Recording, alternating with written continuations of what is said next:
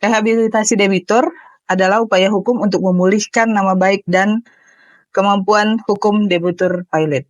Hal ini adalah salah satu pranata dari hukum kepailitan dan PKPU yang dapat dilakukan oleh debitur. Untuk membahas mengenai instrumen hukum PKPU dan kepailitan ini, bersama saya saat ini Abangda Ricardo Simanjuntak. Apa kabar Abangku? Baik Rizka, baik banget. Walaupun capek bolak-balik ke rumah sakit, tapi masih Iya. strong ya Bang ya. Pokoknya kalau udah ketemu Rizka, diskusinya udah enak aja. Udah. Diskusi hukum udah. Kami banyak bergosip juga ya Bang tentang organisasi ke depan dan yang masalah rehabilitasi debitur ini. Ya. Tapi sebelum masuk ke pokok persoalan nih Bang, ini kan menarik banget bahwa ada perdebatan mengenai debitur. Pengertian debitur itu yang kalau apabila dikaitkan dengan rehabilitasi ini, apakah itu pribadi atau itu nanti kita bahas korporasi. Nanti kita bahas itu. Tapi so far jalan lancar Bang ya? Lancar. Masih jadi pembicara kali ini. Wajah beliau segar karena lagi ngurus kakak dan itu ya, lagi sakit. Tapi wajahnya segar karena nggak jadi pembicara. Karena kalau beliau jadi pembicara 7-8 jam berdiri dan menjelaskan. Tapi Rizka, saya sedang dalam proses akhir tulisan saya, yang mudah-mudahan nggak lama setelah ini saya akan launching. Jadi tapi dia lebih pada muara ya. Jadi penajaman terhadap subtopik dalam artikel-artikel saya.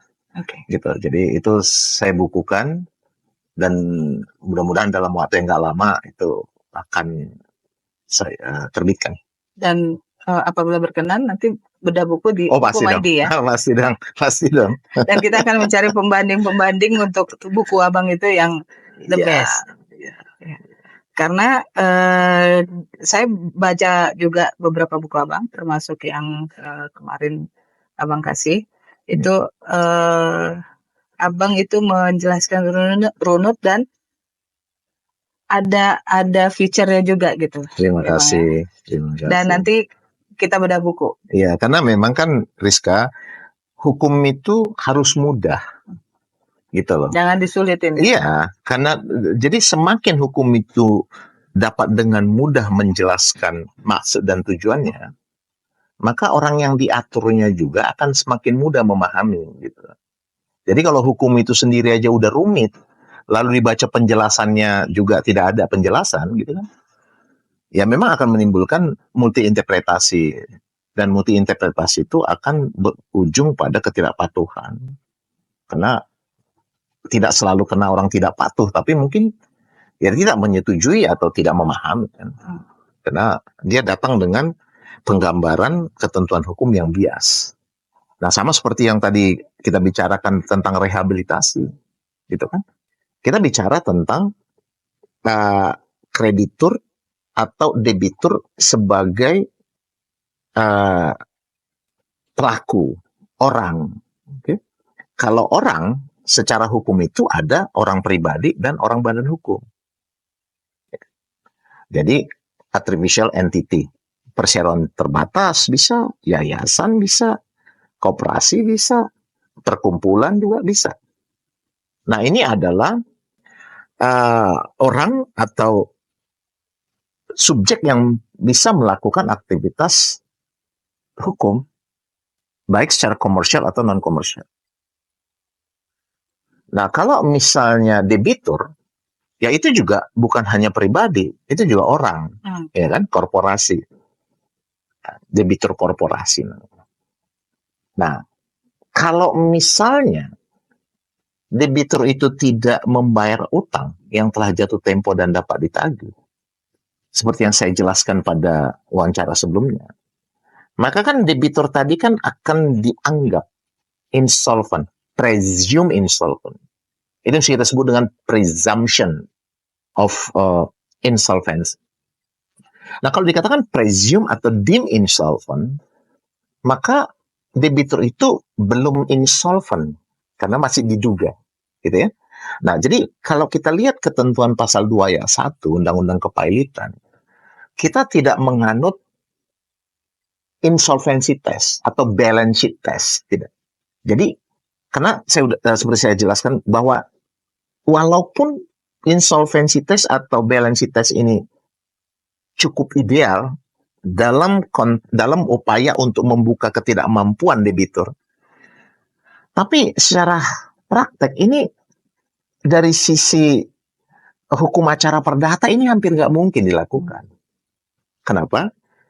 Karena kan beban pembuktian dalam hukum acara perdata, dalam hukum materialnya juga 1865 perdata atau 163 hari ya. Itu beban pembuktian itu pada kreditur. Jadi kalau dikatakan insolvent sebagai dasar untuk menyatakan pilot, maka beban kreditur untuk membuktikan bahwa debitur ini insolvent hanya akan memungkinkan melalui laporan keuangan. Sementara laporan keuangan debitur, apalagi debitur itu adalah perusahaan tertutup, itu hampir tidak mungkin dimiliki oleh krediturnya. Secara khusus untuk laporan keuangan terkini. Nggak mungkin orang misalnya sekarang mengajukan permohonan pilot tahun 2004, gitu. Lalu dia mengajukan laporan keuangan tahun 2018, nggak mungkin. Jadi andai perbankan pun ketika dia memberi pinjaman, dia meminta laporan keuangan debiturnya, tapi ketika debitur itu udah dalam keadaan default, dia sering nggak mau ngasih lagi laporan keuangan terbarunya, sehingga nggak mungkin itu. Maka akhirnya orang tidak secara teknis dalam beracara itu tidak menggunakan ketentuan insolvency test tadi. Nah, andai pun si kreditur tadi bisa membuktikan, gitu, dan memang dibuktikan bahwa harta itu lebih kecil daripada kewajibannya, gitu, belum tentu juga secara otomatis, secara akuntansi ini akan bisa dinyatakan pilot, gitu kan? Karena insolvent itu tidak selalu merupakan keadaan di mana debitur nggak bisa melakukan aktivitas. Misalnya contoh lah startup company itu kepada hartanya lebih kecil semua daripada kewajiban, gitu loh. Isinya utang semua itu. Tapi kan karena dia mempunyai future value yang dia jalankan, dia tetap bisa berjalan. Tapi kalau secara pembukuan dia insolvent sebenarnya. Nah, jadi hal-hal seperti itu, sehingga dalam konteks kepailitan kita, cukup hanya dibuktikan dia nggak bayar utang, tidak dipertanyakan apakah itu tidak mampu atau tidak mau, dia akan dianggap insolvent, tapi dia belum insolvent. Ya, maka terhadap debitur yang dinyatakan pilot, dia bisa mengajukan usulan perdamaian 144, gitu kan? Kalau dia tidak mengajukan usulan perdamaian, lalu usulan perdamaian diajukan ditolak oleh majority krediturnya, barulah dia dinyatakan insolvent 178. Jadi hukum Indonesia itu menggunakan dua istilah. Satu dia pilot, satu insolvent. Itulah. Jadi insolvent adalah keadaan yang jadi insolvent jadi dua cara memandangnya. Kalau insolvent dari sisi akuntansi adalah keadaan di mana harta debitur lebih kecil daripada kewajibannya, sehingga dianggap dia tidak mampu lagi membayar utang seluruhnya. Karena dia tidak mampu bayar utang seluruhnya, maka untuk proses atau memastikan pembayaran secara adil, maka penyelesaian harus dilakukan secara kolektif settlement namanya. 1132 perdata, gitu kan? Nah, tapi kalau insolvent secara hukum, gitu, itu diartikan pada posisi debitur yang pilot, ya, yang tidak mengajukan usulan perdamaian atau usulan perdamaian diajukannya itu ditolak majority creditor, pasal 178. Atau debitur yang mengajukan PKPU, lalu dia mengajukan usulan perdamaian, lalu perdamaiannya ditolak dalam voting berdasarkan pasal 281. Dengan ditolak, insolvent lah dia berdasarkan pasal 289. Ya kan? Atau debitur yang sudah berhasil mendapatkan dukungan dari majority creditor, bahkan juga sudah dapat perjanjian perdamaian disahkan atau dihomologasi oleh pengadilan, tapi dia nggak mampu melaksanakan, sehingga dia dibatalkan, gitu. Jadi pengertian insolvent berdasarkan Undang-Undang Kepailitan 37 tahun 2004 itu lahir dari peristiwa-peristiwa hukum yang saya sebutkan tadi.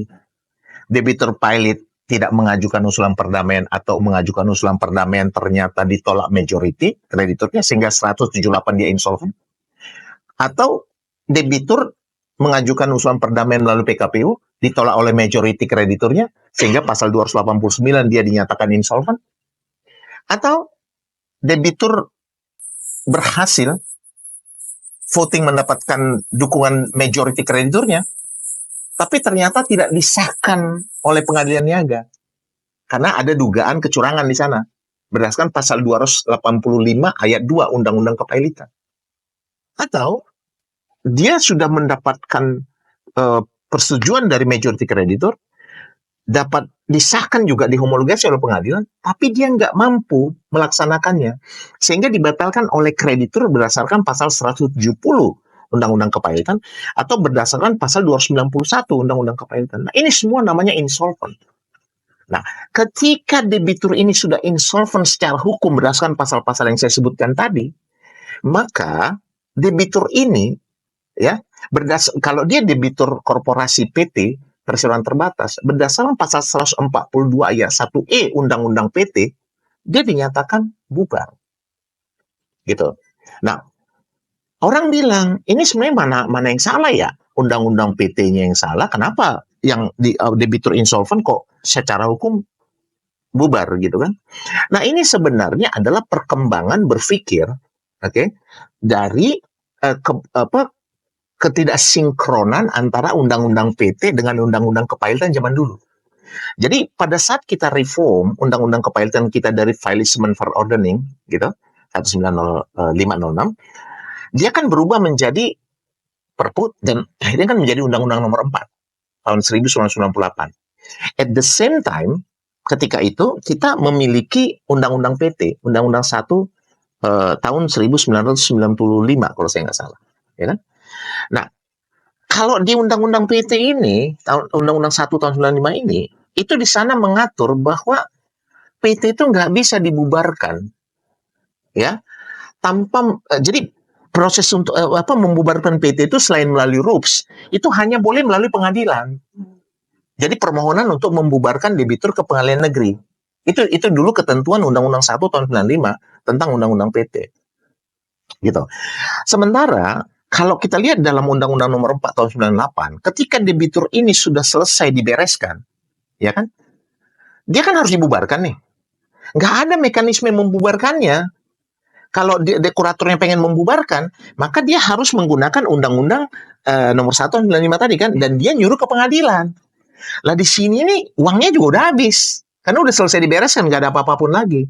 Sehingga ketika itu boleh saya katakan majority debitur insolvent yang sudah dibereskan itu berubah jadi zombie, nggak dibubarin. Kenapa? Karena kebutuhan untuk membubarkannya masih harus diajukan melalui permohonan ke pengadilan negeri berdasarkan Undang-Undang tahun 95, gitu kan? Ya. Nah, kelemahan inilah diperbaiki ketika Undang-Undang 1 tahun 95 berubah menjadi Undang-Undang 40 tahun 2007 tentang PT dan Undang-Undang Nomor 98 berubah menjadi 37 tahun 2004 tentang kepailitan, disinkronkan bahwa dalam pasal 142 ayat 1E Undang-Undang PT yang menyatakan kalau PT itu sudah dinyatakan insolvent berdasarkan Undang-Undang Kepailitan, maka dia bubar. Jadi nggak perlu lagi mengajukan permohonan pembubaran ke pengadilan. Gitu. Jadi sejarah berpikirnya di sana. Gitu kan? Nah, bagaimana caranya? Karena Undang-Undang pasal 142 ayat 1E Undang-Undang PT itu menyebutkan bahwa insolvent itu berdasarkan Undang-Undang Kepailitan. Berarti ketika debitur tadi sudah insolvent, ya kan, berdasarkan pasal 178 yang saya katakan tadi, ya kan, berdasarkan pasal 289 yang saya katakan tadi, berdasarkan 292 yang saya katakan tadi, udah dia insolvent, maka proses pemberesannya itu dilakukan berdasarkan Undang-Undang Kepailitan. Bereskan. Jual, ya kan? Jual. Nah, sampai berakhirnya pemberesan. Berakhirnya pemberesan berdasarkan pasal 202 Undang-Undang Kepailitan, itu ada dua cara. Berdasarkan pasal 222. Pertama, kurator hasil pemberesannya, dia ternyata bisa melunasi. Itu dia. Atau, sampai berakhir nggak terlunasi. sampai penutupan nggak terlunasi. Nah, jadi 202 itu menjelaskan bahwa demi hukum ada kemungkinan proses pemberesan itu mampu melunasi. Gitu kan? Debitur mampu melunasi. Harta debitur mampu melunasi itu berdasarkan 202. Ya, bahwa pengakhiran itu bisa terjadi karena utang debitur dibayarkan secara penuh, ya kan? Atau pemberesan berakhir, artinya utang belum terbayar tapi harta udah habis, ya. Nah, otomatis kalau misalnya dia sudah selesai menjual semua, hartanya itu nggak cukup gitu, udah habis, kreditur nggak terbayar, maka yang ini for sure ini harus dibubarin. Makanya setelah dia selesai membereskan berdasarkan pasal 202 Undang-Undang Kepailitan, maka kurator tadi wajib harus menindaklanjuti pembubarannya berdasarkan Undang-Undang PT pasal 142 ayat 2A. Tugasnya kurator. Tugas kurator. Makanya kalau kita lihat di Undang-Undang PT yang namanya likuidator itu ada dua. Dia bisa berasal dari kurator. Nah, kalau dia insolvent dan insolvent itu mengakibatkan pembubaran, maka proses likuidasi dari debitur PT yang bubar akibat insolvent ini, likuidatornya itu kurator.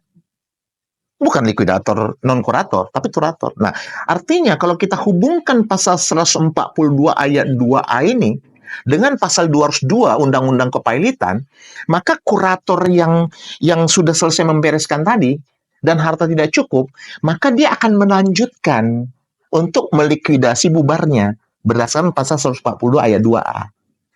Lalu apa yang dilakukan oleh kurator? Karena di sini kan sudah habis semua harta yang dibagikan kan? Likuidasi apa yang dilakukannya dalam proses pembubaran?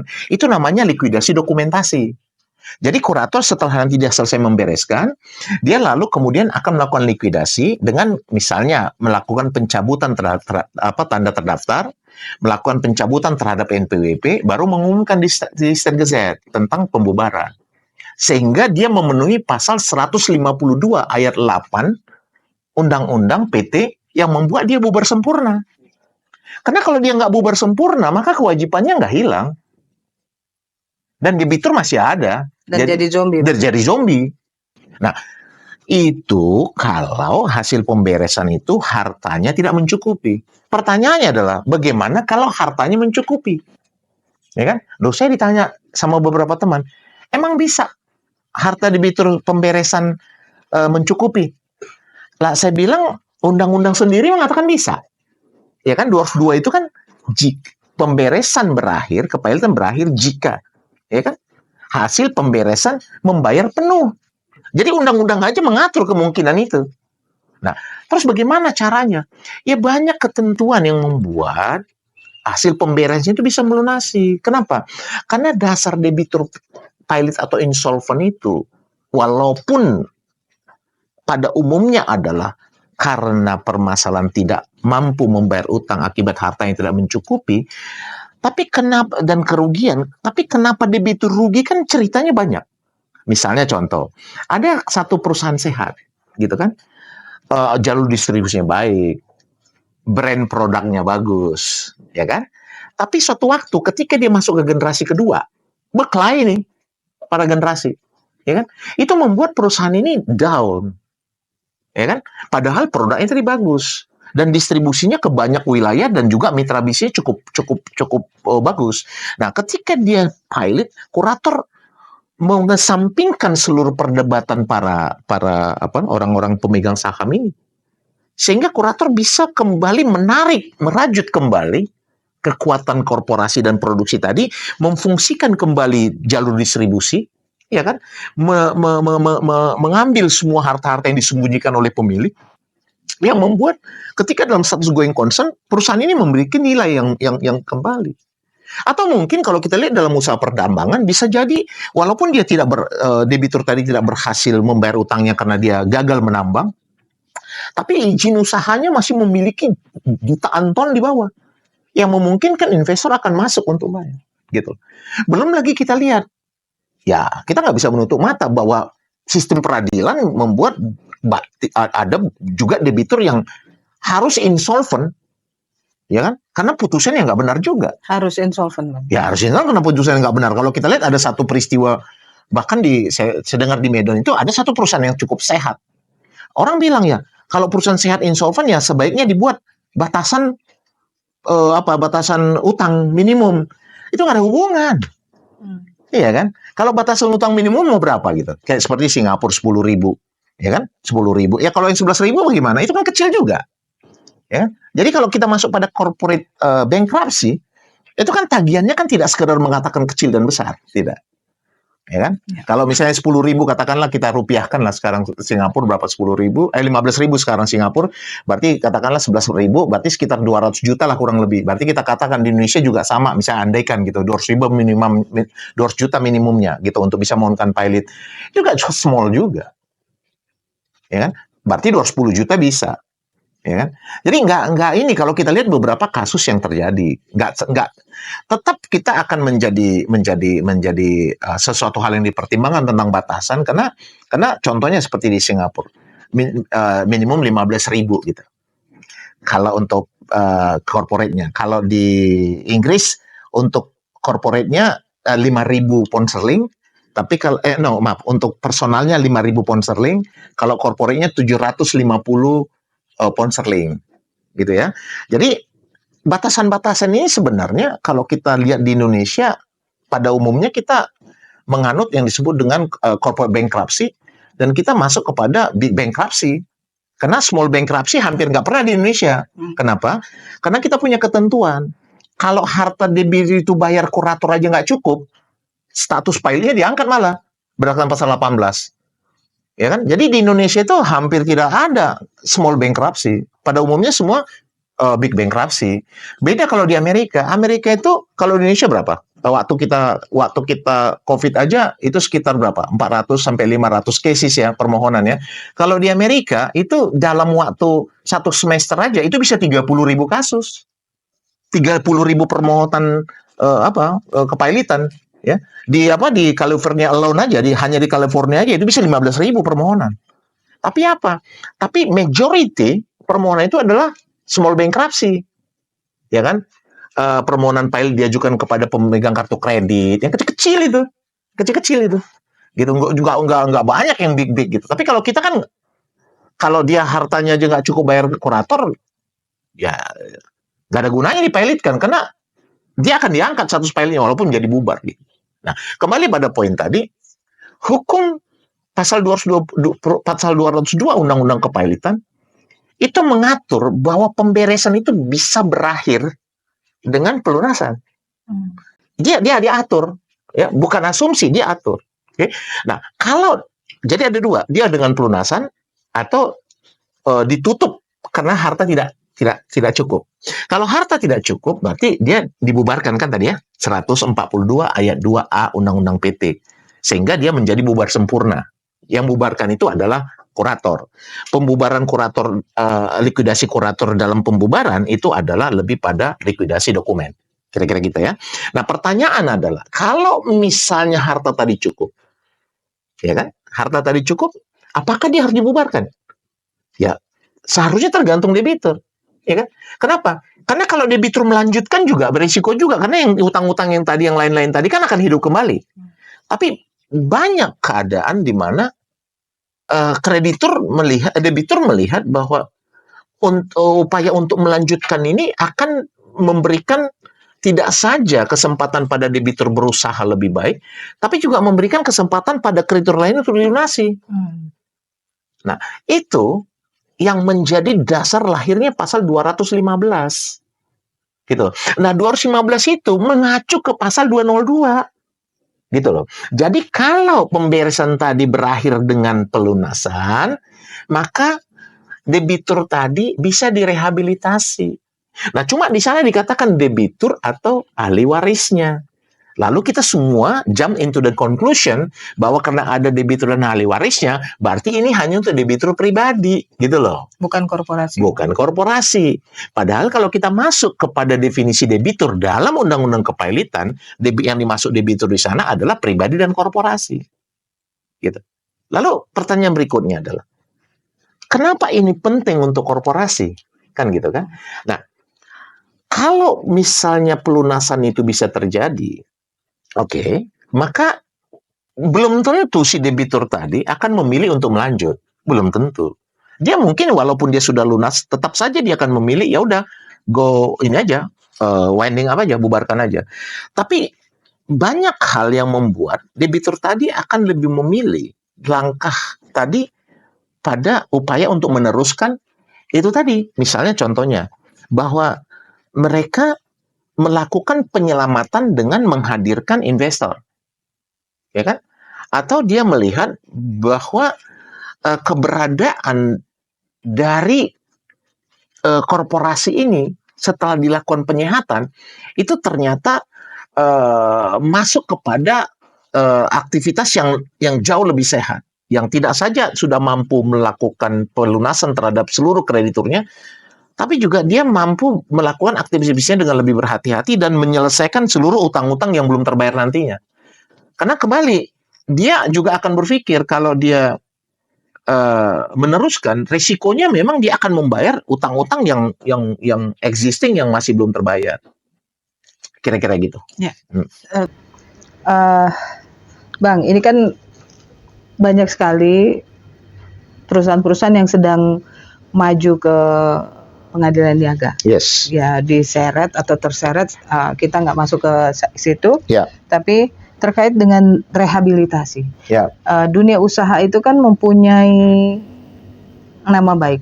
Ya. Pengusaha itu sangat menjaga nama baiknya supaya nggak ada cacat walaupun sedikit gitu. Dia menjaga betul itu nama itu. Ya. Nah, kalau seandainya ada proses rehabilitasi, kalau menurut Abang, apakah perusahaan yang sudah pernah insolvent, dinyatakan insolvent, bagusnya dimatiin aja atau bisa rehabilitasi?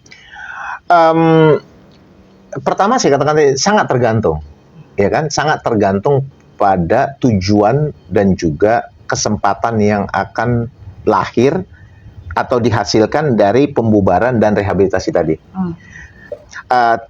Setuju, nggak mudah bagi debitur untuk yang sudah lagi insolvent tadi, walaupun dia sudah mampu melunasi, saya duga banyakan akan memilih membubarkan.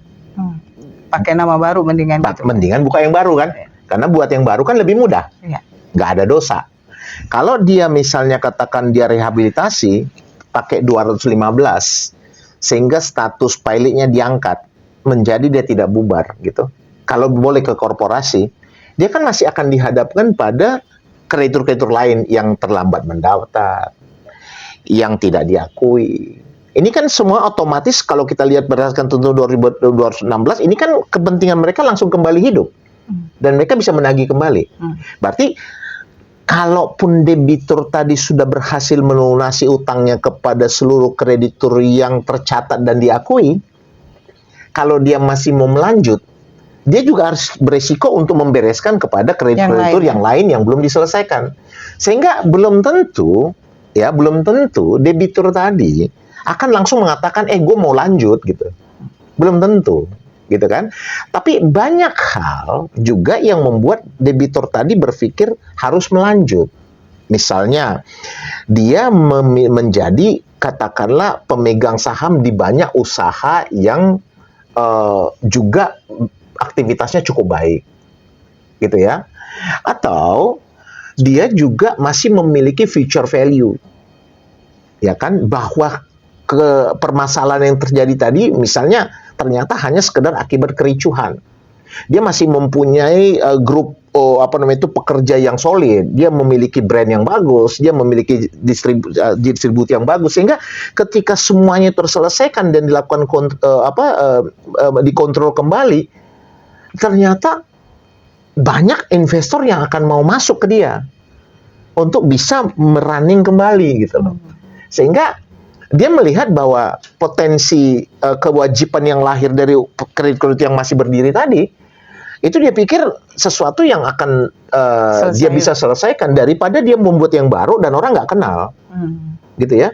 Belum lagi kalau misalnya dia perusahaan-perusahaan berbasis izin. Izinnya kan nggak bisa dijual. Ya kan?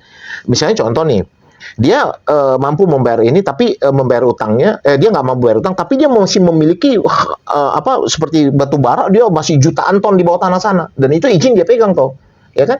Nah, sekarang dia pikir kalau misalnya dia dinyatakan bubar, otomatis izin kan dikembalikan ke SDM ini, ya kan? Nah, sekarang kalau kurator melakukan going concern, kira-kira kurator menawarkan kepada investor apa? Kalau nggak ada investor nggak bisa naik nih, apa? Ya kan? Nah, untuk bisa mengoperasikannya nih, kurator kan hanya mempunyai 2 tawaran kepada calon investor. Tawaran pertama adalah investor masukkan duit, lalu kemudian dijanjikan investor akan menjadi middle buyer. Ya kan, middle buyer dia akan membiayai proses penambangan. Dan itu kewenangan kurator, Bang ya? Ya, kurator bisa tawarkan dong. Ya kan, karena itu kewenangan kan kurator, kan kalau kurator melakukan going concern untuk meningkatkan nilai. Dan ingat, kurator itu memiliki kewenangan melakukan going concern termasuk setelah insolvent, bukan untuk tujuan melunasi utang, bukan, tapi untuk meningkatkan nilai supaya dia bisa dijual sebagai ongoing concern activity. Jadi dijual tidak dalam bentuk retail gitu. Misalnya contoh nih, ada satu perusahaan atau satu perusahaan lah gitu ya. Dia kan ada gedung, ada mesin, ya kan, ada bangku, jadi dia nggak dijual mesin, gedung, nggak gitu, tapi dijual dia menjadi satu aktivitas yang berjalan, gitu, sehingga harganya bisa jauh lebih baik daripada dia jual secara retail. Itu alasannya kenapa going concern itu menjadi salah satu strategi kurator dalam upaya dia untuk meningkatkan atau maksimalisasi nilai, gitu ya. Itu diperbolehkan. Nah, sekarang ketika dia berjalan begitu, dia pikir kena ini, dia punya kandungan, katakanlah contoh tambang batu bara atau nikel banyak banget di bawah. Dia kan kurator berpikir, ya udah, mungkin supaya dia izinnya tidak dicabut, dia melakukan aktivitas going concern.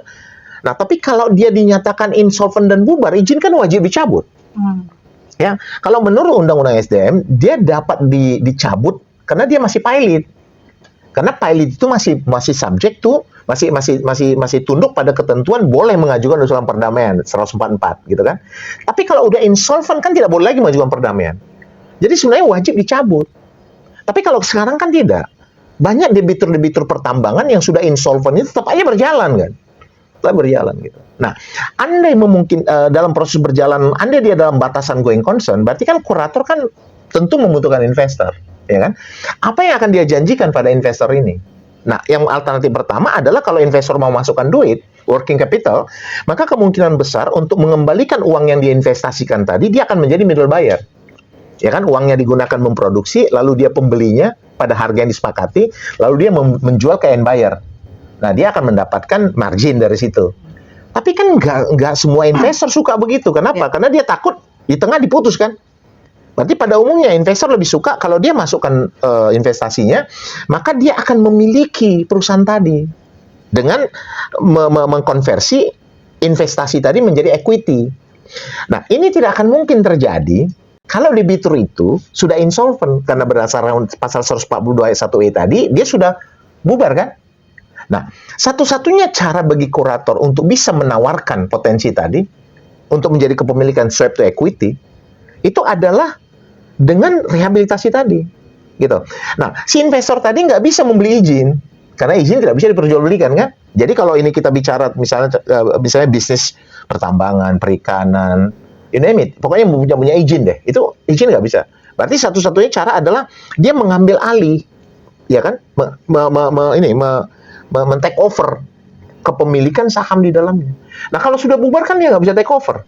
Nah, kalau misalnya debitur ini bisa direhabilitasi, korporasi ini direhabilitasi, maka kurator kan akan bilang sama investornya, oke, satu-satunya cara untuk bisa menghidupkan kembali debitur yang sudah insolvent, yang berdasarkan pasal 142 ayat 1E ini sudah bubar, caranya adalah melunasi semua utangnya.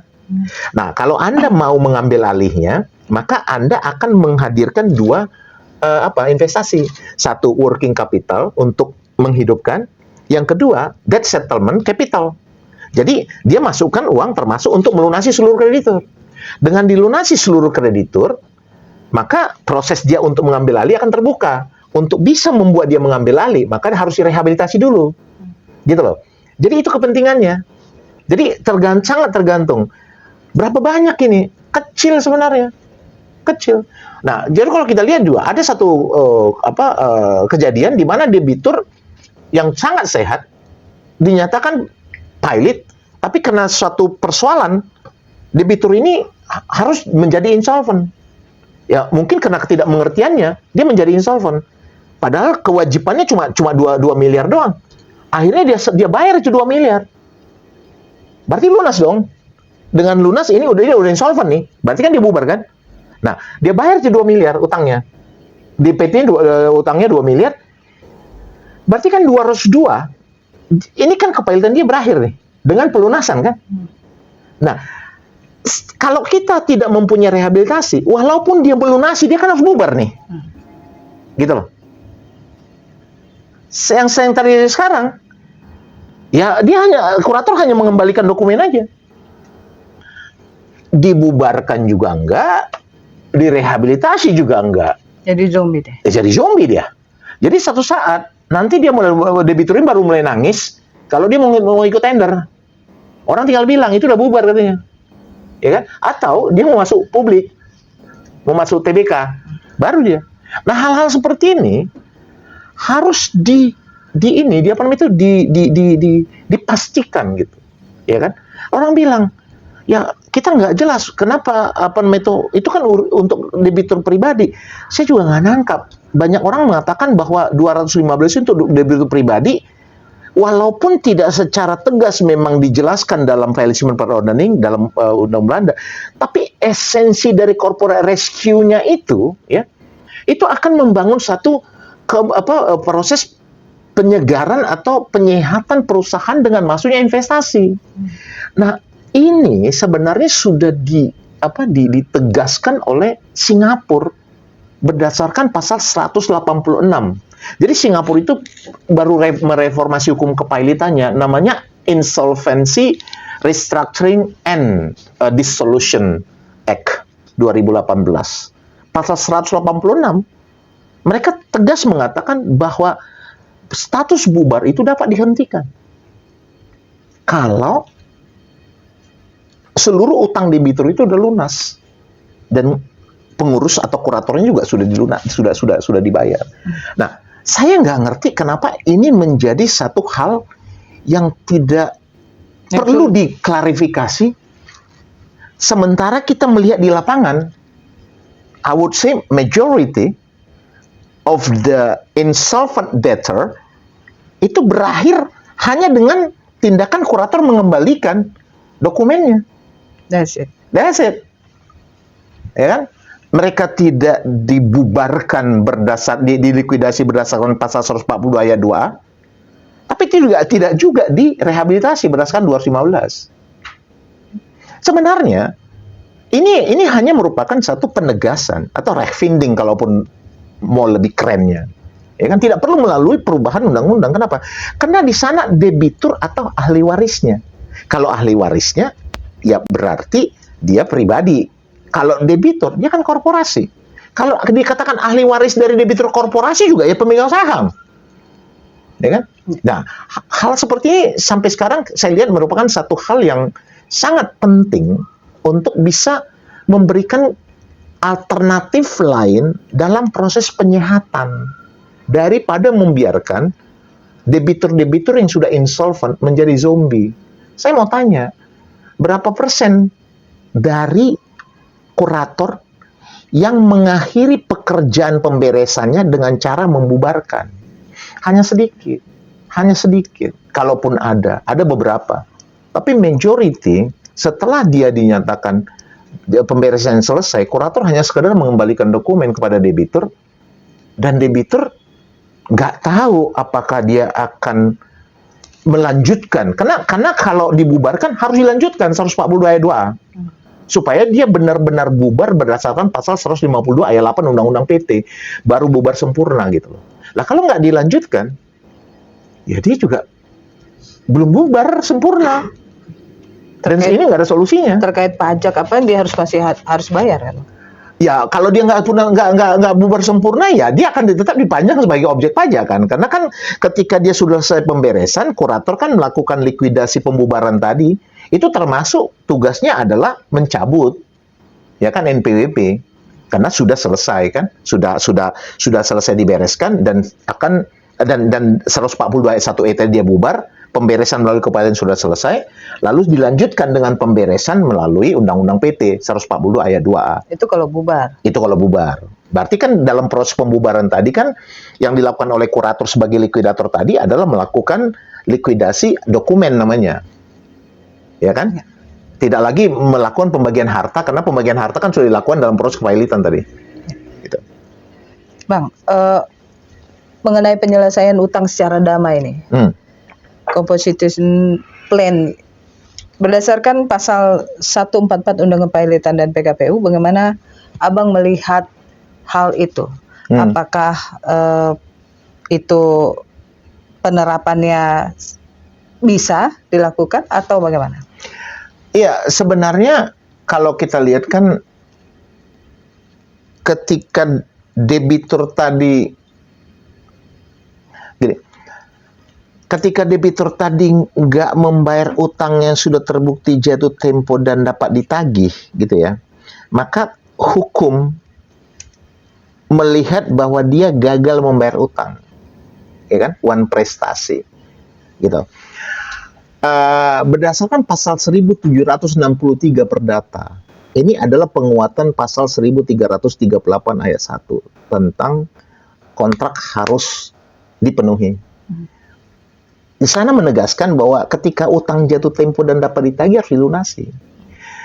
Ini bukan sekedar untuk mengatakan bahwa si kreditur diproteksi, tidak.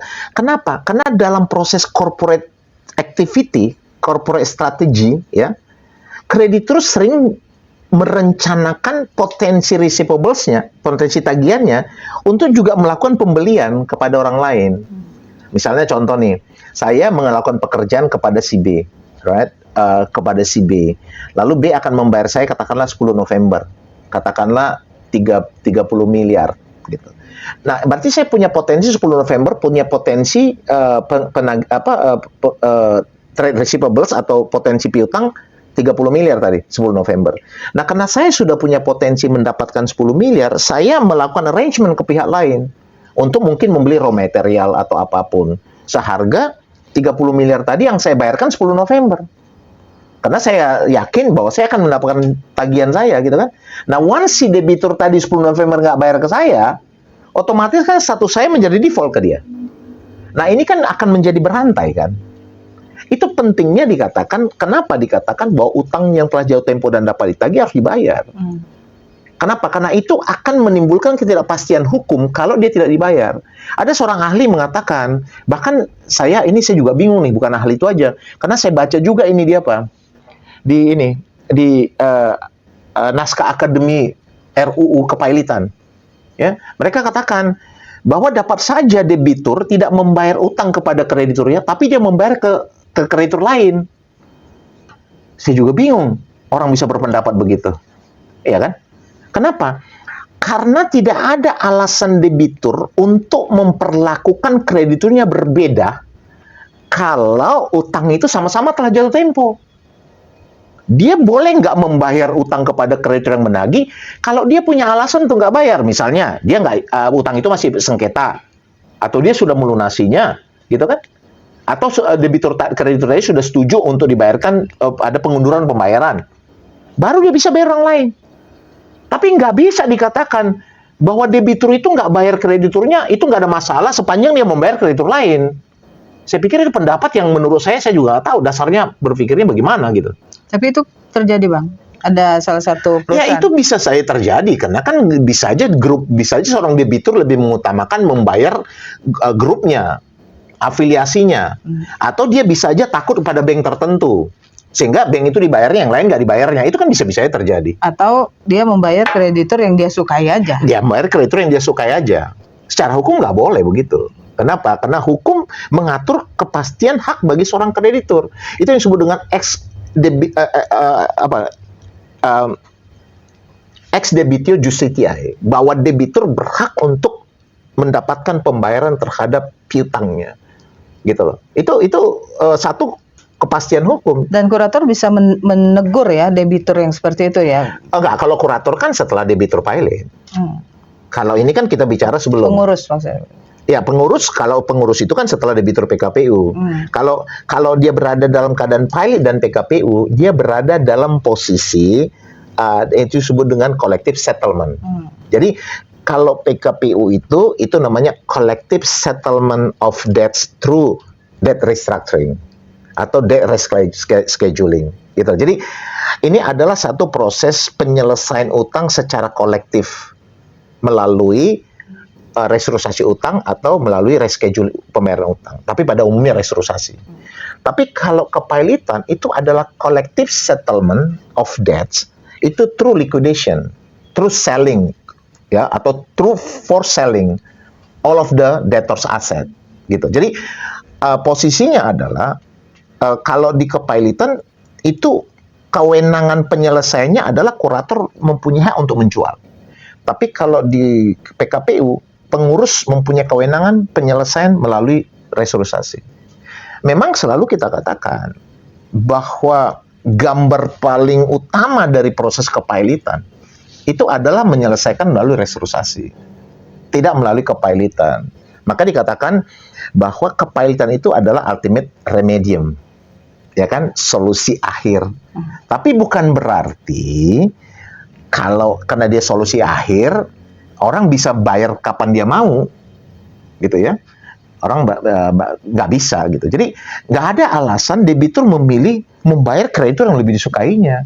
Kalau dua-dua utangnya kepada kreditur telah jatuh tempo dan dapat ditagih, kecuali kalau debitur itu setuju. Tapi gitu. ya itu Bang, itu terjadi Bang di Medan. Ada salah satu perusahaan yang dalam proses PKPU sementara PKPU dia bayar ke kreditur, kan itu nggak boleh. Oh, nggak boleh. Kurator kalau dia, jadi kalau kita lihat pasal 245 Undang-Undang Kepailitan, makanya dikatakan dia kolektif, gitu ya. Jadi proses penyelesaian utang itu kan ada dua cara. Satu yang umum ya, itu namanya individual debt settlement. Kalau individual settlement berarti antara kreditur dan debitur. Kalau dia pengen klaim melalui gugatan, dia gugat. Lalu dia melakukan sita jaminan terhadap harta debitur, lalu dieksekusi. Itu namanya individual. Oke? Nah, individual ini umum karena akan sangat berhubungan dengan case by case dengan antara debitur dengan mitra bisnisnya. Tapi ketika debitur itu dianggap tidak mampu, maka mekanismenya ya diatur oleh 1132 Perdata harus diselesaikan secara kolektif. Kenapa secara kolektif? Karena dianggap akan ada dua yang dikhawatirkan. Akan terjadi perebutan di antara kreditur. Yang kedua, akan terjadi ketidakadilan bagi debitur-debitur yang lebih lambat. Gitu. Jadi yang lebih cepat yang dapat gitu kan. Sehingga prosesnya kolektif. Nah, kalau ini ada plus minus juga, Kalau misalnya katakanlah debitur tadi, dia punya 300 kreditur. Oke, dia punya 300 kreditur. Kalau terhadap 300 ini dia lakukan individual approach untuk debt restructuring, maka dia butuh 300, kalau sebulan aja satu-satu, maka dia butuh 300 bulan. Karena dia individual kan, dengan 300. Jadi satu debitur sebulan berarti 300 bulan dia butuh itu. Ya.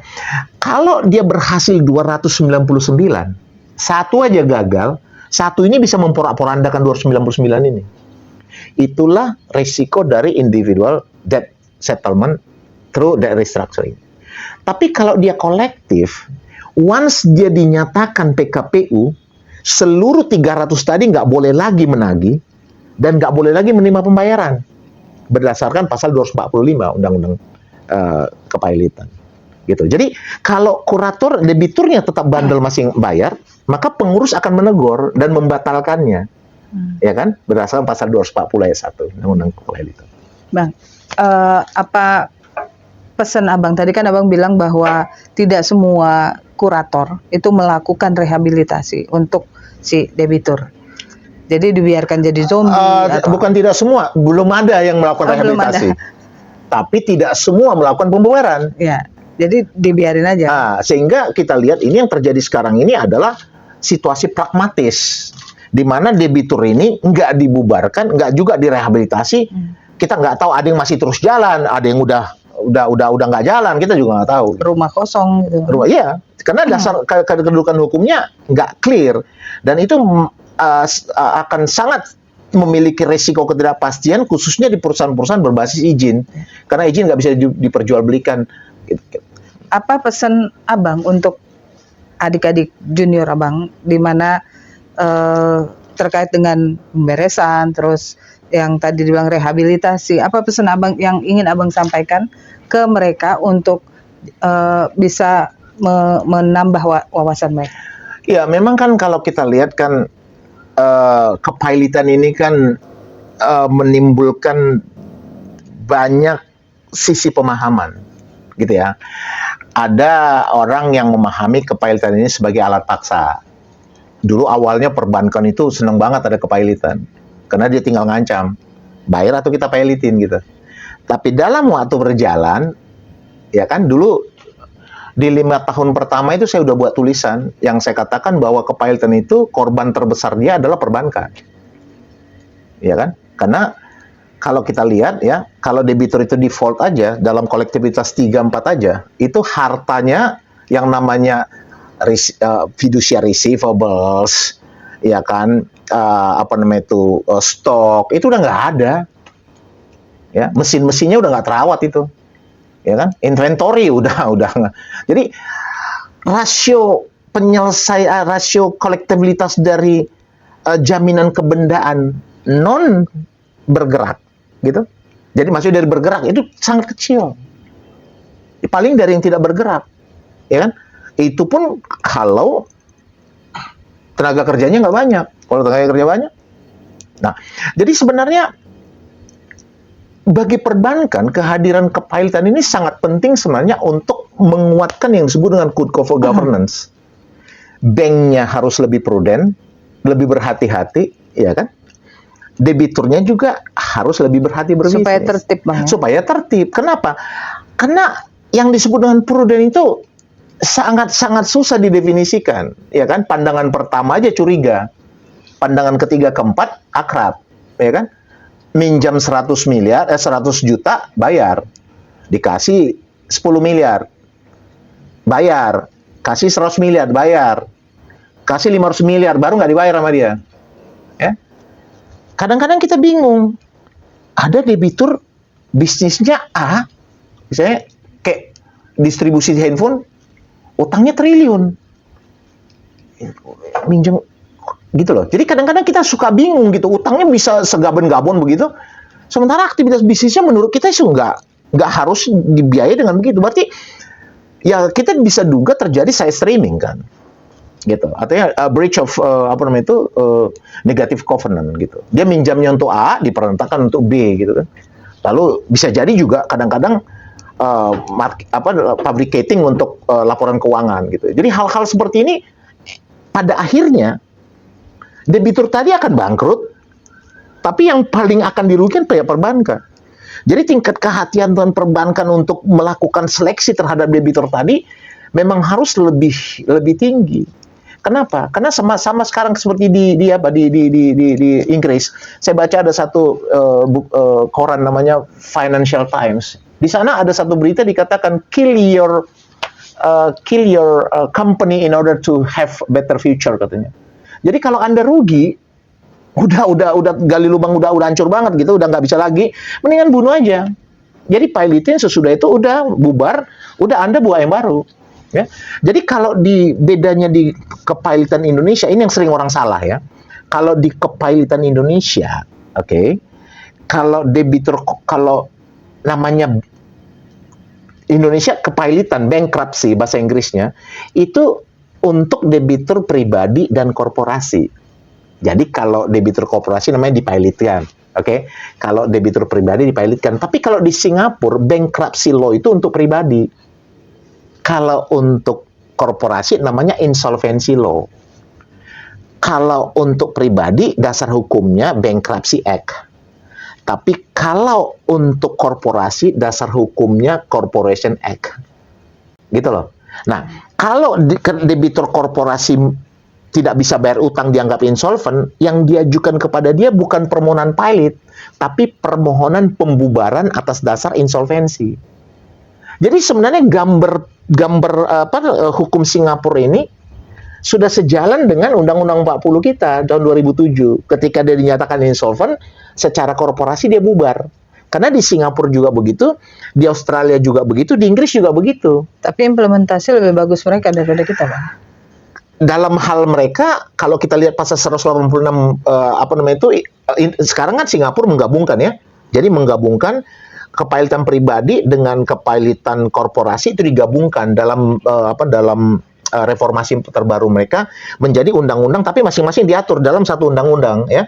Itu namanya mereka sebut dengan IRDA, ya kan, Insolvency Restructuring Dissolution Act 2018. Jadi digabungkan semua di sini. Nah, kalau korporasinya permohonannya, kalau misalnya ada debitur korporasi tidak bisa bayar utang, dia tidak diajukan pilot, tidak, tapi diajukan bubar.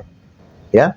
Jadi petition for winding up ya debitur korporasi for the reason of insolvency.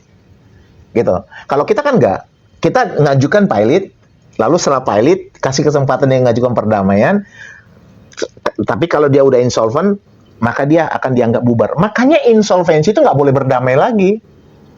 Gitu. Nah, sayangnya di kepailitan kita, insolvent pun dibuat pilot.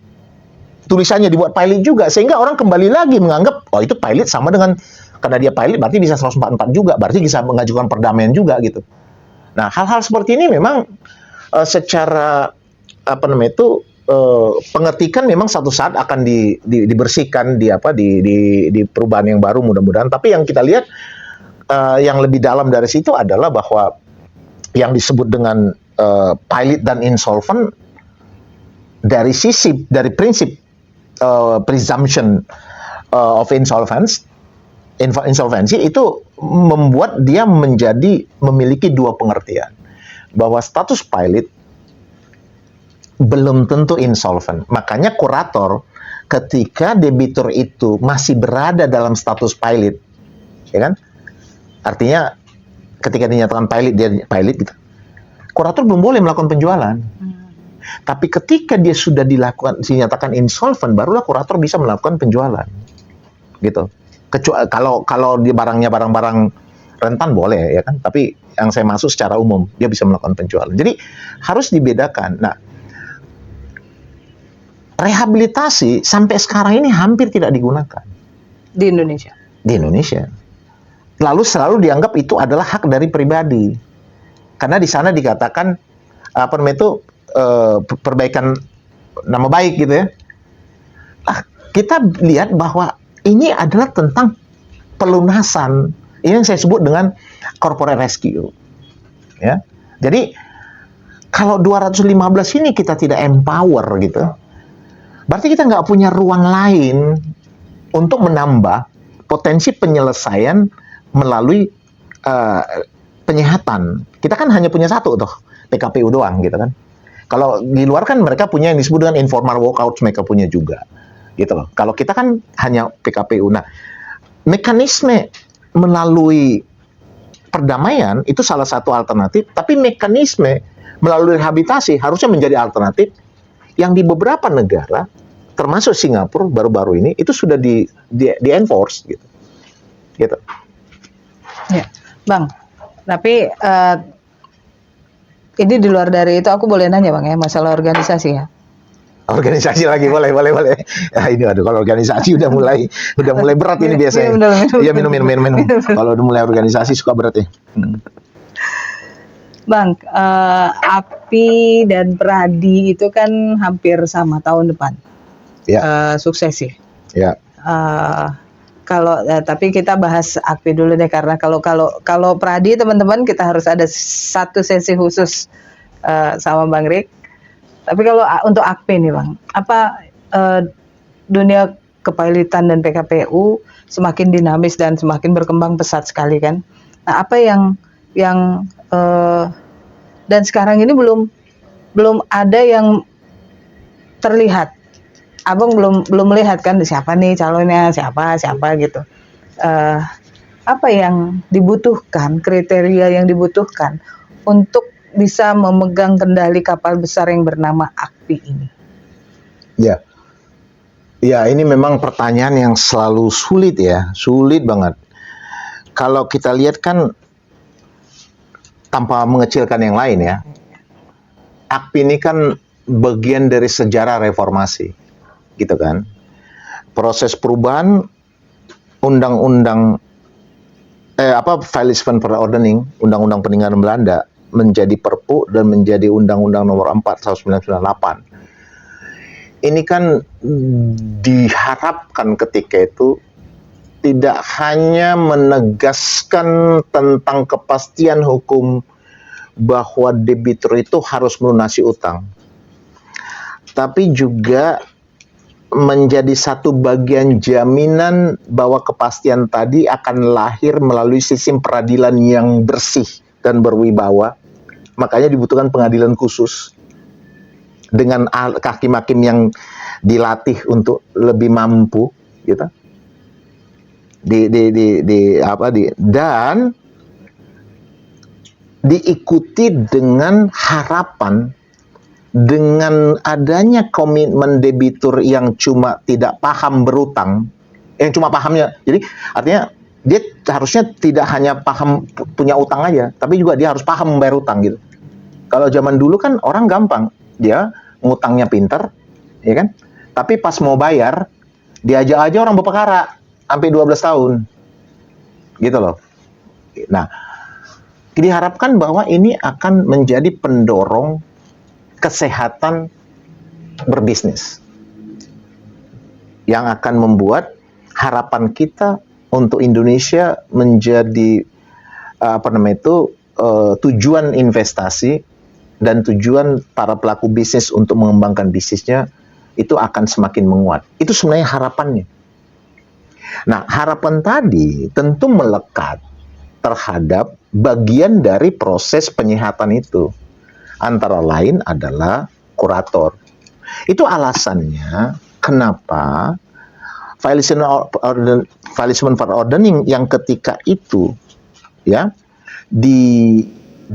cukup dilaksanakan oleh BHP, ya, Balai Harta Peninggalan, itu oleh para ahli dinyatakan tidak cukup lagi, sehingga dibutuhkan para profesional, gitu loh. Nah, profesional itu di awal itu bernaung di AKPI, gitu ya. Nah, AKPI ini dibangun dan dibesarkan para senior yang punya kalibrasi yang tidak saja sangat cerdas, tapi juga memiliki kerendahan hati. Disitulah kita dibesarkan, gitu. Makanya saya katakan, saya orang yang sangat beruntung ketika saya memiliki kesempatan memimpin AKPI 2 periode. Orang banyak bilang, Rick, AKPI di tangan lu besar, gitu, ya kan? Tapi sejujurnya saya harus katakan bahwa saya memiliki kemampuan lebih baik untuk dari yang saya punya loh. Ketika itu karena di belakang saya itu para senior itu mendukung saya. Almarhum Yan Apul, almarhum Pretumbuan, Kartini Mulyadi, Ibu Eliana, Bapak Johansa, itu semua para ahli itu semua kita minta tolong apapun semuanya more than happy untuk menolong. Sehingga kita muncul menjadi satu waktu itu wadah yang cukup diakui dan disegani dan kuat, ya kan? Ya kalau cuma Ricardo aja disuruh ke Mahkamah Agung, ya kurasa nggak ada kenal lah, ya kan? Tapi kalau almarhum Pak Fred disuruh ke Mahkamah Agung, ya semua tunduk lah.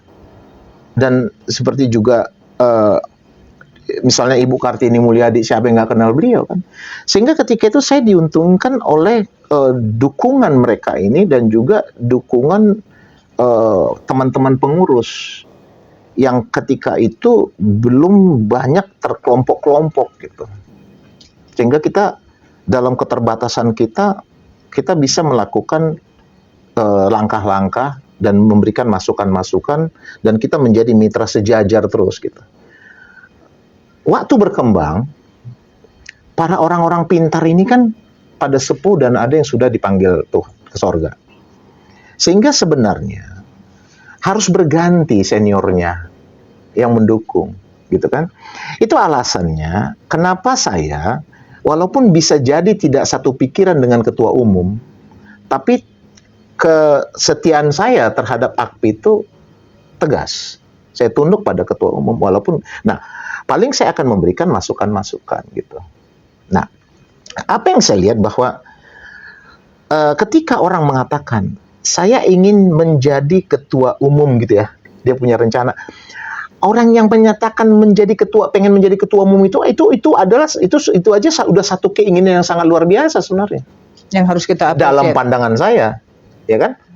Lepas dari dia akan menang atau enggak, ketika dia mau menyatakan diri menjadi ketua umum, bagi saya itu sudah satu hal yang patut kita hargai gitu. Iya. Kenapa? Karena menurut saya menjadi ketua umum itu adalah berkorban. Menurut saya. Makanya saya selalu mengatakan bahwa pimpinan itu dia akan lebih mempunyai arti ketika dia menggunakan kekuatan itu untuk melayani, ya kan? Kalau kita jenderal, nggak usah kita terangkan sama orang udah tahu jenderal itu mempunyai kekuatan jenderal gitu loh. Kalau kita presiden, nggak usah dikasih tahu juga sama orang udah tahu presiden itu punya kekuatan presiden. Ya kan? Yang lebih hebat adalah ketika orang kuat itu bisa menjelaskan manfaat dia kepada orang banyak. Itu baru. Jadi kalau cuma kita bilang saya ini ketua umum, yang gak usah dibilang juga orang udah tahu. Ketua umum itu hebat banget. Ya orang juga tahu ketua umum hebat. Tapi ketika dia ketua umum, apa yang bisa dilakukannya gitu kan? Nah, ini yang terus kita proses itu diajarkan ke kita dalam proses regenerasi tadi. Nah, memang karena ini adalah organisasi profesi, gitu ya, maka tekanannya pada ilmu, secara khusus pemahaman terhadap undang-undang kepailitan dan tujuan dari undang-undang kepailitan itu harus dalam. Karena dia yang memimpin, dia akan memimpin cakrawala berpikir dari teman-teman anggota dalam wadah organisasi, dalam konteks ini AKPI. Walaupun tidak bisa juga kita katakan bahwa ketua umum itu adalah orang yang terpintar, enggak. Tapi dia harus memahami ilmu itu dengan baik. Yang kedua, dia memang harus juga berpikir bahwa ketika orang masuk ke AKPI, mau siapapun dia, tamatan manapun dia, apapun agamanya, apapun sukunya, itu dia menjadi anggota AKPI. Dan dia masuk ke rumahnya gitu. Masuk ke rumahnya. Jadi di dalam AKPI itu seharusnya tidak ada kelompok-kelompok. Kenapa? Karena kalau terjadi kelompok, maka komunikasinya akan terbatas di antara kelompok. Dan membuat rumah AKPI itu nggak menjadi sehat lagi. Ya. Nah, untuk itu seorang pimpinan, dia harus memiliki tingkat kesabaran dan tingkat komunikasi yang sangat-sangat baik. Dan sabar. Berikutnya, bahwa hidup ini berregenerasi, ya kan? Sejarah itu ada, sehingga sejarah harus tetap melihat, termasuk pada penghormatan terhadap para senior. Senior ini nggak ada juga yang pengen untuk disembah, enggak, ya kan? Loh sama, ketika saya menjadi ketua umum, para senior itu saya ajak berkomunikasi terus, saya minta pendapatnya, ya kan? Supaya apa? Supaya juga mereka bisa menggunakan pengalaman dan juga kebijakan mereka untuk paling tidak memberikan masukan kepada kita, berkontribusi. Lepas kita mau gunakan atau enggak, ya itu. Berikutnya adalah dia harus membangun fasilitas yang banyak kepada anggota, khususnya untuk membuka ruang-ruang bagi anggota untuk bisa lebih mendalami ilmu. Apalagi kayak sekarang medianya kan banyak banget, ya kan? Apa podcast atau apa gitu ya. Sehingga kita tidak hanya terperangkap pada aktivitas pendidikan rekrutmen, tapi aktivitas lain. Dan memang komunikasi kayak sekarang lah. Secara spesifik saya harus katakan bahwa adanya 3 organisasi membuat lahirnya 3 kader dari wadah yang berbeda. Sehingga di pasar ini akan sama-sama menunjukkan kematangan mereka dalam kematangan dari pelayanan organisasi masing-masing. Ya kan? Nah, sekarang relatif ya, kalau kita lihat, kita ini ada di 5 wilayah, ya kan, yang ada pengalihan niaganya. Jakarta, Medan, Surabaya, apalagi namanya Makassar. Makassar dan Semarang kan.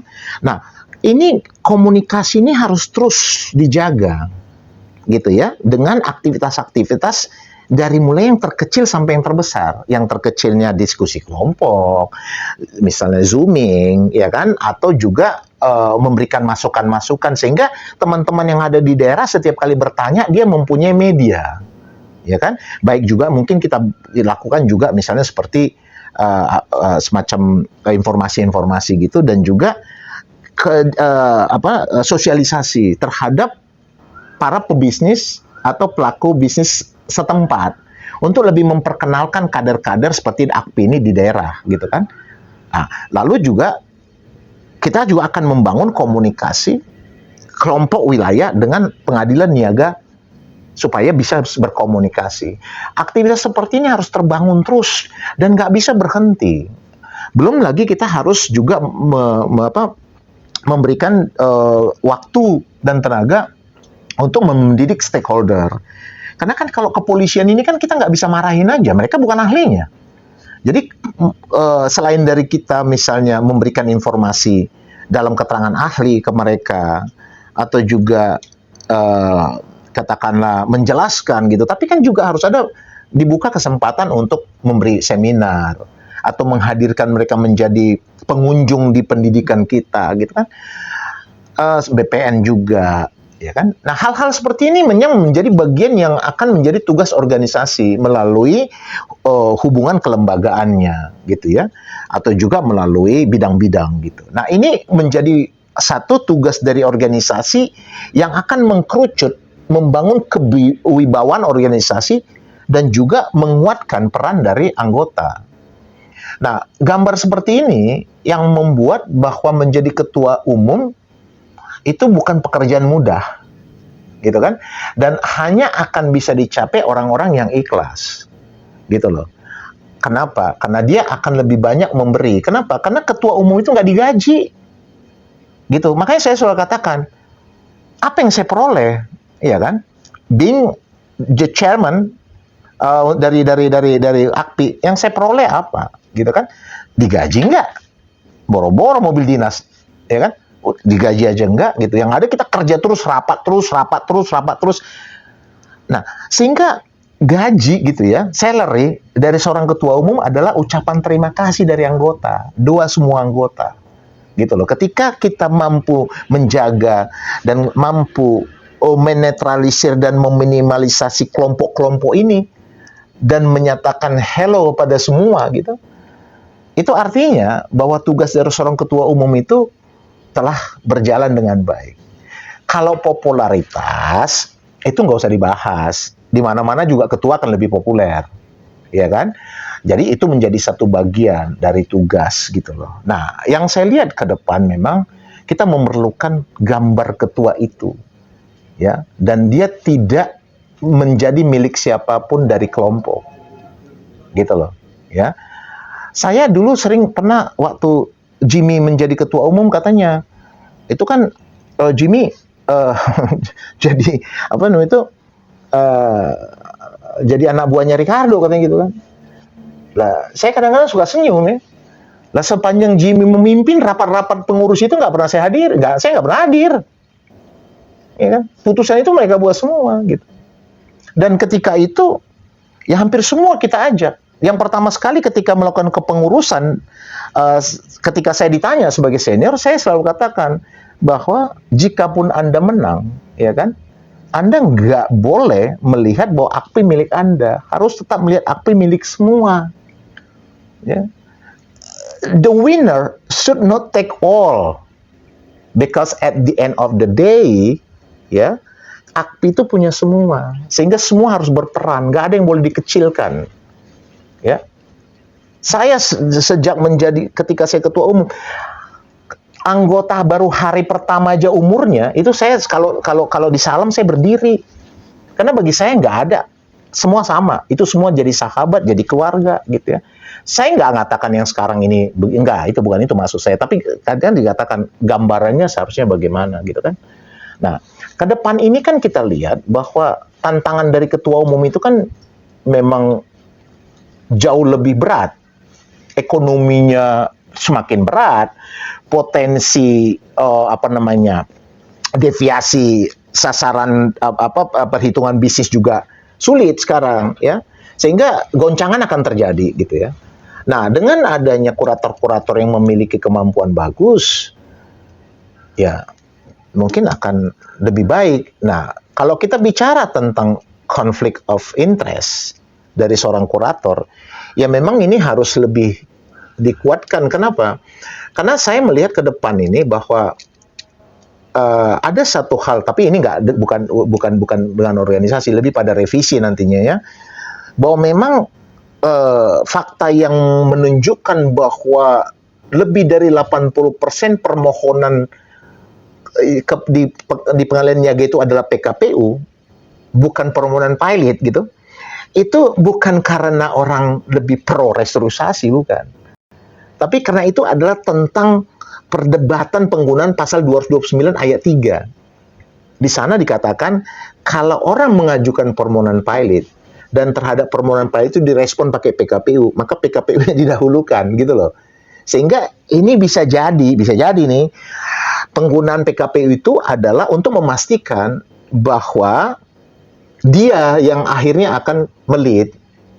Karena kan kalau saya mengajukan permohonan pilot, dia mengajukan PKPU, dia yang lead kan dengan calon pengurusnya gitu. Sehingga orang cenderung mengajukan PKPU. Nah, kalau satu saat dalam revisi yang akan datang ini kreditur tidak bisa mengajukan permohonan PKPU, ya, kecuali dia bisa membuktikan bahwa dia memang pro PKPU gitu. Tapi pada umumnya memang disarankan bahwa revisi yang akan datang kreditur tidak bisa mengajukan PKPU. Saya duga akan lebih banyak orang mengajukan permohonan pilot. Ya, jadi posisi sekarang ini adanya pasal 222 ayat 3 Undang-Undang Kepailitan dan adanya pasal 229 ayat 3 Undang-Undang Kepailitan itu membuat memang PKPU menjadi nggak genuine.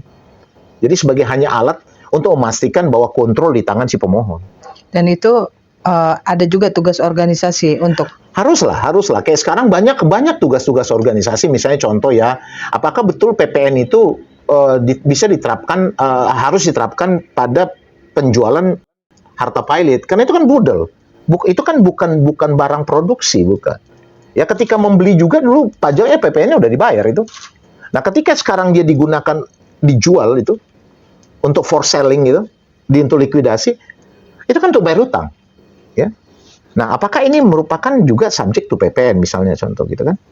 Nah, misalnya contoh kita lihat lagi bagaimana kedudukan dari kepastian dari hak misalnya kredit separatis dalam proses dia pilot. Kan kalau dia pilot kan dia stay 90 hari kan. 90 hari dia stay. Dia tidak bisa eksekusi. Kenapa? Karena pada 90 hari itu kan adalah kesempatan yang dimiliki oleh debitur pilot untuk mengajukan usulan perdamaian kan. Nah, tapi kalau dia mengajukan PKPU dan usulan perdamaian ditolak, dia kan tidak pilot, dia insolvent. Jadi nggak ada stay di sana. Dia langsung eksekusi tuh. Nah, hal-hal seperti ini kan menimbulkan ketidakpastian terhadap hak gitu ya. Nah, ini akan menjadi bagian dari kajian-kajian sebenarnya yang setiap hari akan menjadi ruang yang menjadi fasilitas bagi kurator-kurator yang muda atau juga bahkan yang senior untuk bisa berkomunikasi. Karena bukan hanya para senior aja yang bisa menjelaskan. Ini kan soal kecerdasan dan ilmu ini tidak mewakili umur kan. Banyak yang muda-muda sekarang cerdas-cerdas loh, pinter-pinter gitu ya. Nah, jadi memang kita berharap ke depan ini saya bukan mengatakan yang sekarang nggak berhasil, saya nggak memberikan penilaian terhadap apapun, tapi yang ke depan ini kalau kita lihat bahwa memang harus masuk kepada satu proses kepemimpinan yang lebih mampu melihat AKPI itu sebagai milik semua, gitu. Bang, tapi if you can critic your house now, ketika abang mau mengkritik rumah abang sekarang, apa yang ingin abang sampaikan? Itu jangan begini, tolong disapu halamannya, atau kau tanamilah mawar biar sebenarnya pertama kalau kita katakan lebih tepat dikatakan sebenarnya perbaikan ya, lebih positif dikatakan perbaikan. Karena kalau dikatakan perbaikan bukan berarti yang sebelumnya tidak baik. Itu yang lebih, saya pikir lebih konstruksi bicara tentang perbaikan, hal yang lebih baik. Karena secara regenerasi tentulah setiap waktu orang akan melakukan proses perbaikan. Bahkan di negara pun kalau kita lihat para pimpinan ini ke dalam kampanye kami akan melakukan lebih baik, bukan berarti yang sebelumnya buruk. Gitu. Jadi saya nggak mencoba untuk melihat itu, tapi saya udah nyatakan tadi bahwa seorang pimpinan itu harus memiliki tingkat kepedulian yang sangat kuat terhadap pengembangan kepailitan, ya, dan juga soliditas dari anggota, sehingga dia harus mengupayakan kelompok-kelompok tadi tidak terjadi, ya, dan akses tadi terbuka, gitu. Dan itu saya dengar juga di kampanye-kampanye sebelumnya, ya bersyukur bahwa para pimpinan-pimpinan yang masing-masing kita tahu bahwa memang AKPI itu harusnya milik semua. Jadi bukan berarti yang menang itu menjadi pemilik, lalu yang kalah itu ya kalau bisa kita nggak sama dengan yang kalah, nggak kayak gitu cara pikirnya, ya kan?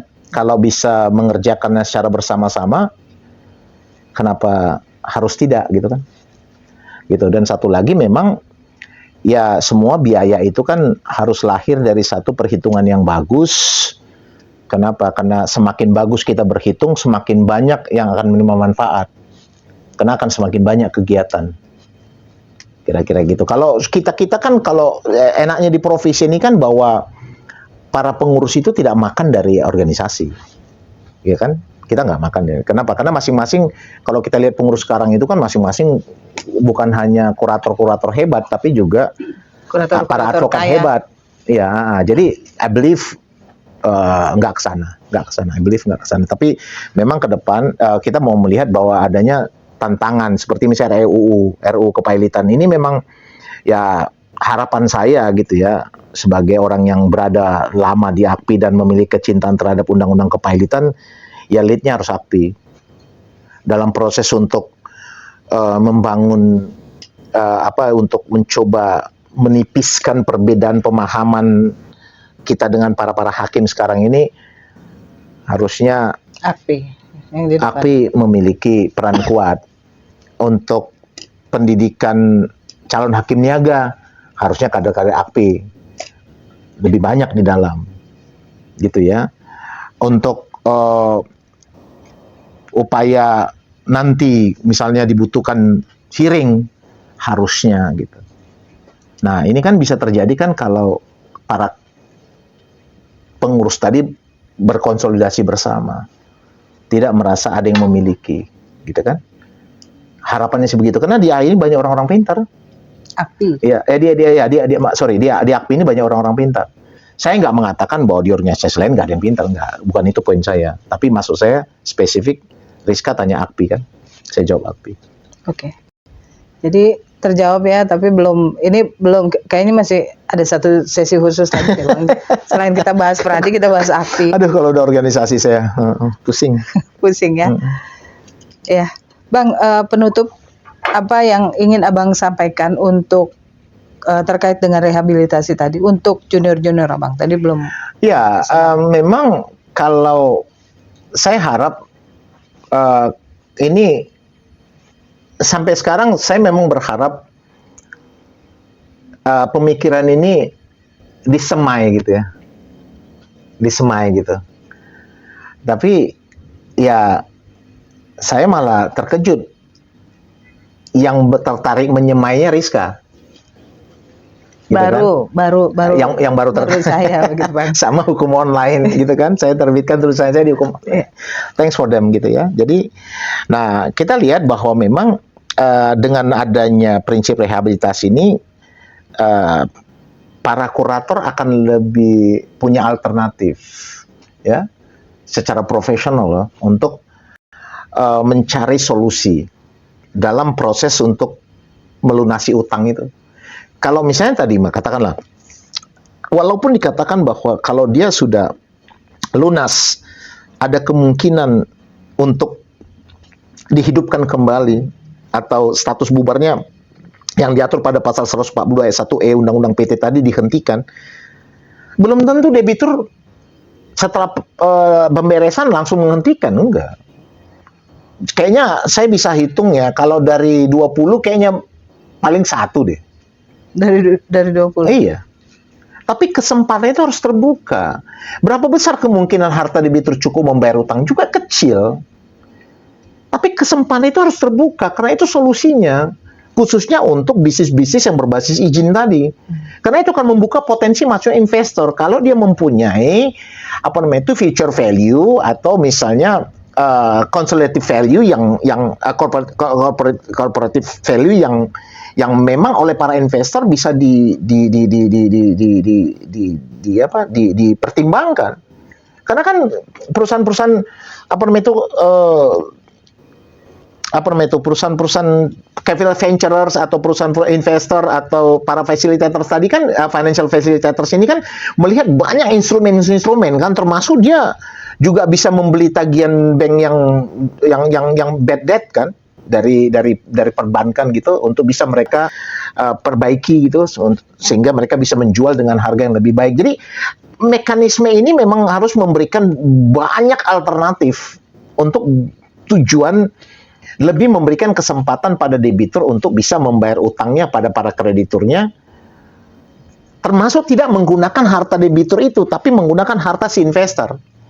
Di mana ketika investor baru masuk, maka ketidakmampuan si debitur ini menjadi berbalik menjadi mampu, karena dia dikendalikan oleh pemilik yang baru dengan kekuatan dan kesehatan yang baru, di mana debiturnya bisa terlunasi gitu. Lah kalau dia nggak melihat ada potensi itu, why should they invest in, gitu kan? Nah itu yang membuat Singapura 186 antara lain membuat Singapura menyatakan dirinya sebagai the hub of restructuring Asia, gitu loh.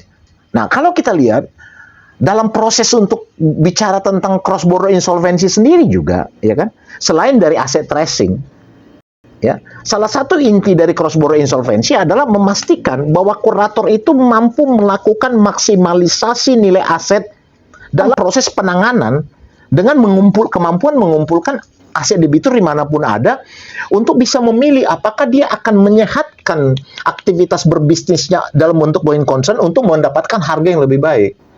Itu salah satu alternatifnya juga. Jadi bukan sekedar hanya aset tracing untuk digunakan membayar, tidak. Ambil satu contoh misalnya, katakan debitur. Tidak sedikit debitur yang dinyatakan di sini pilot, ya kan, kalau kita cek rekeningnya paling tinggal 10.000 perak, tapi hartanya bejibun di Singapura, ya kan? Nah, ini sebenarnya perusahaan ini masih layak hidup, ya, asetnya masih bagus, feature value-nya masih bagus. Nah, kalau kita ambil uang dari Singapura tadi untuk menghidupkan dia kembali dan dia di running, dan semua orang-orang yang tadi melakukan perusakan itu semua dikesampingkan, dan muncul satu entitas produksi yang kembali menyehat, kan ini investornya masuk, ya.